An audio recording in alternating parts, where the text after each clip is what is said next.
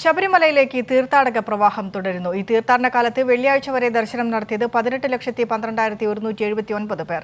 തിരക്ക് നിയന്ത്രണ വിധേയമാണെന്നും എല്ലാ സൗകര്യങ്ങളും ഒരുക്കിയിട്ടുണ്ടെന്നും Thiruvithamkoor Devaswom board president PS Prasanth Kairali ന്യൂസിനോട് പറഞ്ഞു.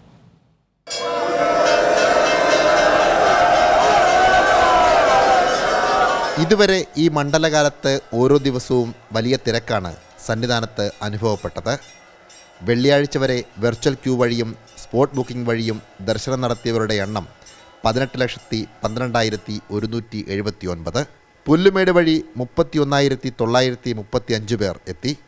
ഇന്നലെ മാത്രം ദർശനം നടത്തിയത് 86,408 പേർ.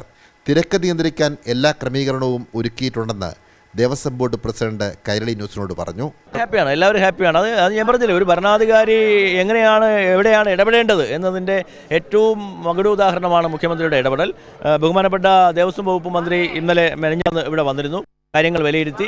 നിലയ്ക്കലിൽ അദ്ദേഹം ഉദ്യോഗസ്ഥന്മാരുടെ മീറ്റിംഗ് വിളിച്ചു, പമ്പയിൽ അദ്ദേഹം മീറ്റിംഗ് വിളിച്ചു, സന്നിധാനത്ത് മീറ്റിംഗ് വിളിച്ചു. അങ്ങനെ മികച്ച ക്രമീകരണങ്ങളോടുകൂടി വിശ്വാസികൾക്കൊരു ബുദ്ധിമുട്ടും വരാൻ പാടില്ല. അത് ദർശനത്തിൻ്റെ കാര്യത്തിലായാലും ഭക്ഷണവും അക്കോമഡേഷൻ നൽകുന്ന കാര്യത്തിലായാലും എല്ലാ സൗകര്യങ്ങളുടെ കാര്യത്തിലായാലും മികച്ച ക്രമീകരണം ഒരുക്കുകയാണ്. അതിൻ്റെ കാര്യമായ തിരക്ക് അനുഭവപ്പെട്ടിട്ടും 3 മുതൽ 4 മണിക്കൂർ വരെയാണ് തീർത്ഥാടകർക്ക് ക്യൂ നിൽക്കേണ്ടി വന്നത്.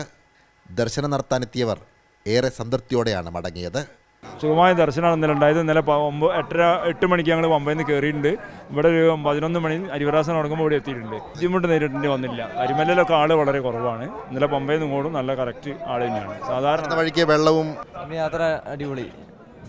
അയ്യപ്പ നോക്കിയിട്ടുണ്ട് നന്നായിട്ട്. അതെ, ശനി ഞായർ ദിവസമായ ഇന്നും നാളെയും സന്നിധാനത്ത് കാര്യമായ തിരക്ക് അനുഭവപ്പെടുമെന്നാണ് ദേവസ്വം ബോർഡിൻ്റെ കണക്കുകൂട്ടൽ. അതനുസരിച്ചുള്ള ക്രമീകരണമാണ് സന്നിധാനത്ത് ഒരുക്കിയിട്ടുള്ളത്. ക്യാമറമാൻ അഖിലേഷ് കൊടുമണിനൊപ്പം സനോജ് സുരേന്ദ്രൻ, കൈരളി ന്യൂസ്, സന്നിധാനം.